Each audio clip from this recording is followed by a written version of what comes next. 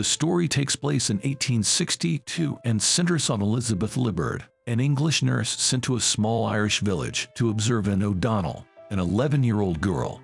Anna's family has made the unbelievable claim that she hasn't eaten in 4 months, but she is fine and healthy given the cost of my recent grocery bills. I, too, would like to know how Anna does it. In the opening scene, Lib arrives in Ireland and finds her way to a lodge where she will stay for the duration of her visit. The following day, she is taken to a location where the village committee is waiting for her. There, Lib discovers that Sister Michael, a religious nun, will help her with her endeavor. The committee also includes a doctor, a priest, and some other notable members of the community. The meeting begins, and Lib notices a family photo at dinner that also includes a young man. When she asks, she learns that he was Lib's older brother, who passed away a few years ago due to a mysterious illness. The same night, just before going to bed, Lib is seen taking some kind of liquid hallucinogen which she keeps in a small pocket alone. Anna claims that she consumes manna from heaven to remain alive. According to the Bible, manna is an edible substance that God apparently the following day. Lib walks Anna through the fields before looking around her room to see if there are any areas where food could be hidden, but she doesn't discover anything suspicious. Before leaving, Lib complains to Dr. McBrearty about how busy Anne is with visitors, and the doctor agrees that Anna needs some solitude and quiet for a serious study. The next morning, Lib runs into a man named William at breakfast. When William mentions that he has been sent by the company to speak with the miracle girl Anna, Lib responds that Anna will no longer be accepting visitors per the doctor's orders. Later, at the O'Donnell household, Lib converses with his sister Kitty and discovers that the last thing Anna had eaten was wheat and bread. It turns out that it was on her 11th birthday that night. As Lib is watching the young girl, she fiddles with one of her toys and accidentally breaks something. Because of his boss' daily request for information regarding the miracle child, William is still in town when Anna runs into him. When William presses Lib for information, the latter finally admits that only water has passed through Anna's lips in the previous few days. However, William doesn't believe it, and as the days go by, he starts to call the whole thing a hoax. Every night before bed, Anna's family prays with her, and the mother even kisses her mouth as part of the ritual. Lib notices something peculiar about this and wonders if it has anything to do with the case. The family is very upset about the new rule when Lib forbids them from speaking to Anna one day, lying that it is a condition of the watch as per Dr. McCrearty's orders.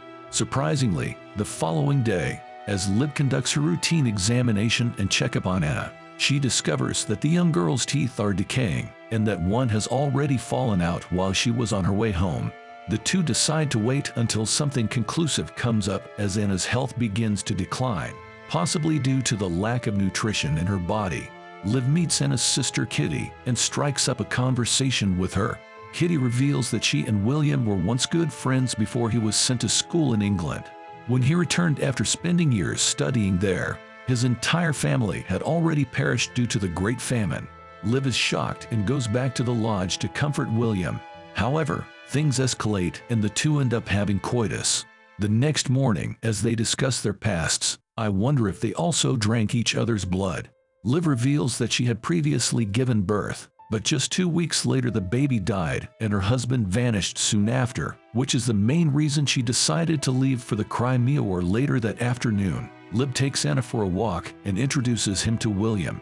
At first the young girl is wary of the meeting, but William eventually wins her trust by giving her a kiss.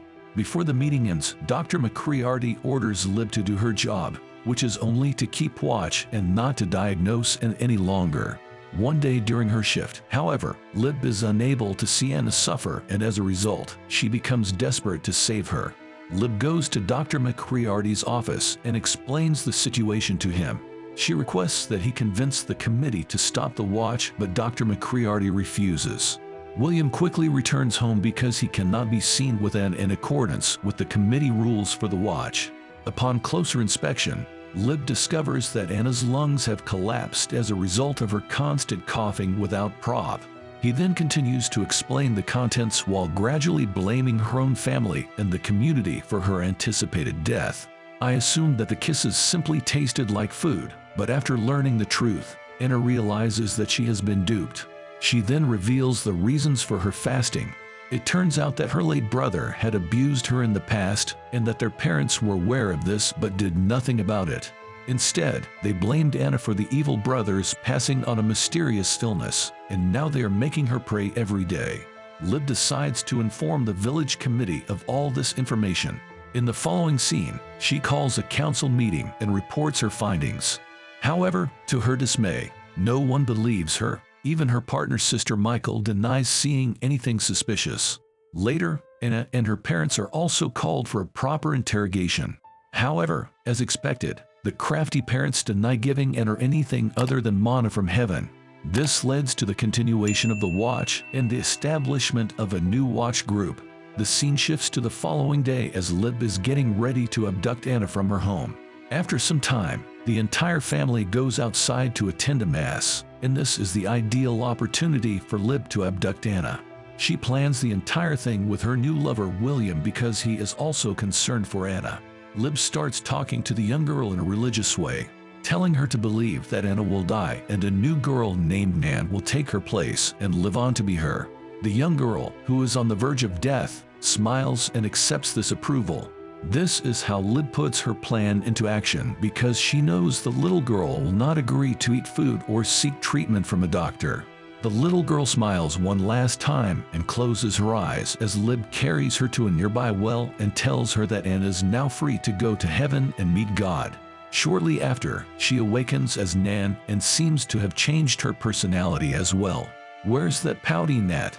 she asks. In addition, when Lib gives her food, she eats it without hesitation, indicating that the little girl is now prepared to move on from her. In the aftermath of the incident, we see Lib in front of the committee members with severely burned arms and a rough face.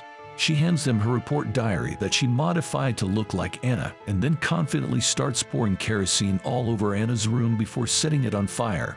However, in the process, she accidentally burns her hands. Soon after, the entire house is set ablaze. Sister Michael takes off her clothes and tends to her wounds one last time. She tells Lib that she had left the mass early that day and that although she thought she had seen a vision of Anna riding an angel on a horse, in fact, she had seen the young girl being taken away by the journalist William. Sister Michael then asks Lib to promise her that Anna has gone to a better place. Lib makes the commitment, and the scene cuts to her going back to London. Where is that horse? In the final scene, they board a ship to Sydney, and all three of them changed their names to ensure that their past lives wouldn't come back to haunt them. William is there, and she follows a piece of paper with an address that was presumably given to her by William shortly after she arrives but doesn't find anyone nearby. Suddenly she hears a knock from a window. To her surprise, she finds Anne all healthy and well. She also reunites with William.